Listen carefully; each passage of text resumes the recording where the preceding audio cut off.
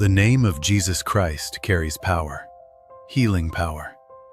The same power that moved through the pages of Scripture is alive and available to you today. In Mark chapter 5, a woman who suffered for 12 years with an issue of blood pressed through the crowd and touched the hem of his garment.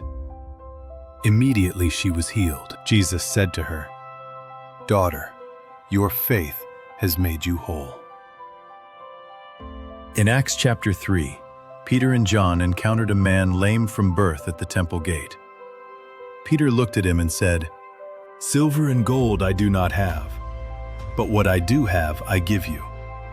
In the name of Jesus Christ of Nazareth, rise up and walk." And the man leaped to his feet, completely healed. This was not magic. This was not coincidence. This was the power of the name above every name. Jesus Christ rose from the dead.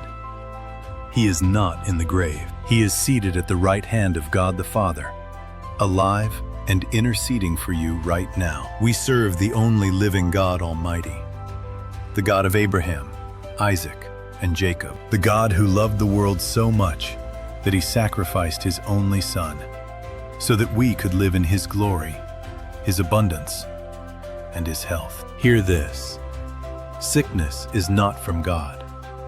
Disease is not his design for you. And the same healing power that flowed through Christ and through the apostles is still practical today. It did not expire. It did not fade. The Word of God stands forever. If you are sick, pray. If there is no one to pray with you, pray over yourself. But this is important. Speak it out loud. Proclaim your healing in the name of Jesus Christ. Proverbs 18 verse 21 says, "Death and life are in the power of the tongue." And Philippians chapter 2 verses 9 and 10 declare that God has given Jesus the name above every name, that at the name of Jesus every knee shall bow. Speak his name. Speak life.